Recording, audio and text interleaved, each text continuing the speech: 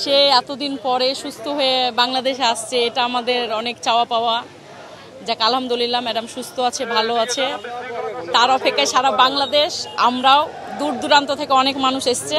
দীর্ঘ 4 মাস পর আমাদের মা দেশের মাটিতে পাড়া দিচ্ছেন, এর চেয়ে আনন্দর কিছু নাই। এবং সারা বাংলাদেশ আজকে গত রাতে থেকেই জেগে গেছেন। তারা সবাই, তাদের ধারণা যে হয়তোবা আমরা আমাদের জায়গাটা পাবো না, আমরা যে দাঁড়াবো, তাকে একটু উইশ করব, তাকে একটু হাই হ্যালো করব, হয়তো দূর থেকে।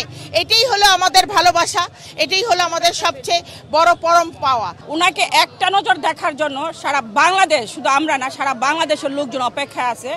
অনেকে ভোর রাতে থেকে আসছে, অনেকে 3টার সময় চলে আসছে শুধু একটা নজর ওনাকে দেখার জন্য। সন্তান অনেক দীর্ঘদিন যদি বাইরের থেকে আসে, মা যেভাবে সন্তানদের আগলিয়ে রাখে, তা আমরাও সন্তানরা মাকে আগলিয়ে রাখবো সেভাবে। কারণ মাকে ছাড়া আমরা অনেক বছর, 17 বছর মাকে ছাড়া আমরা আছি। তো আমাদের ভিতরে যে কি আনন্দ, সেটা আমরা বলতে পারবো।